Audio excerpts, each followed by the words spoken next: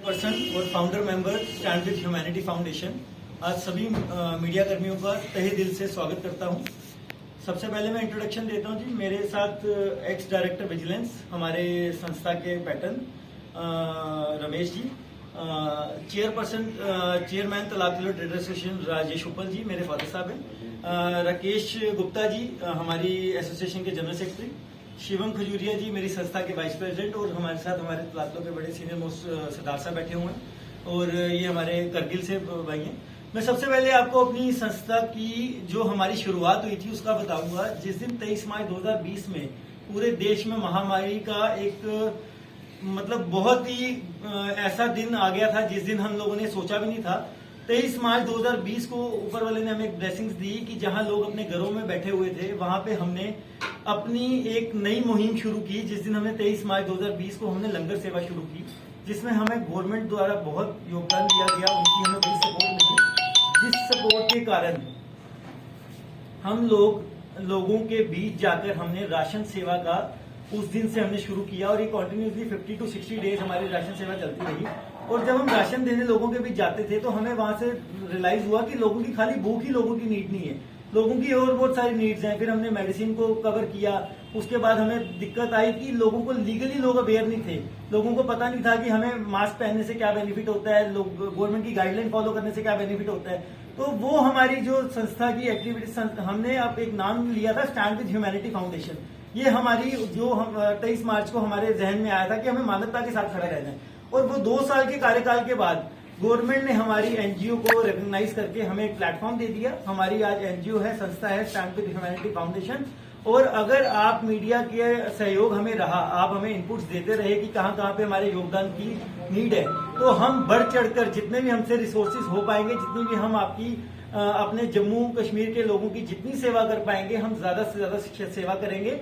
और साथ ही साथ जैसे अब यात्री निवास में अमरनाथ यात्रा शुरू होने वाली है, तो हमने वहां पे एक फ्री पानी की सेवा का शुरू करेंगे, जिसमें जब तक यात्रा रहेगी वो सेवा चलती रहेगी। अब डायरेक्टर साहब आपको कुछ बोलेंगे।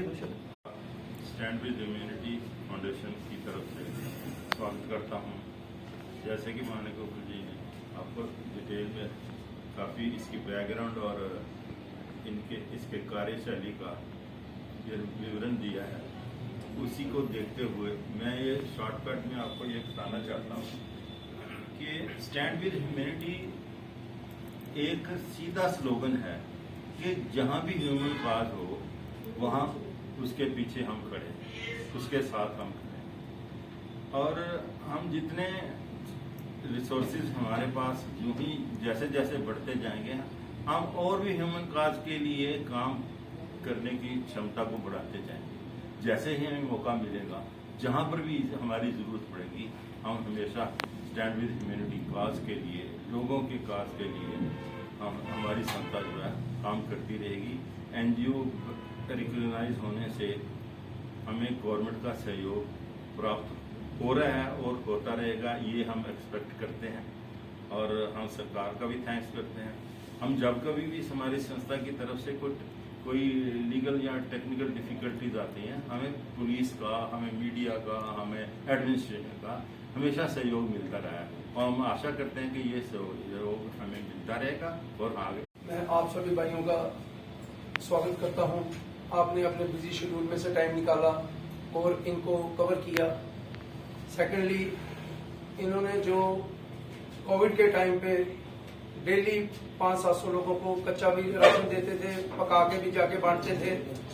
हर चौक में खड़े होके इन्होंने सैनिटाइजर और मास्क वगैरह भी बांटे, और वहीं से प्रेरणा हुई इनके अंदर। और अब ये जो काम कर रहे हैं, इसमें सबसे बड़ा योगदान रहेगा मीडिया वालों का भी साथ में, क्योंकि जहां पे भी किसी को कोई दिक्कत आएगी, वो वहां पे इनको इनपुट देंगे तो ये अपनी सेवाएं आगे बढ़ाएंगे।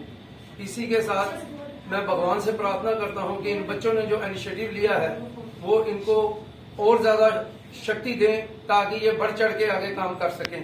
और मीडिया वालों का भी सबसे बड़ा सहयोग रहेगा कि वो इनको हर वक्त आउटपुट करते रहें।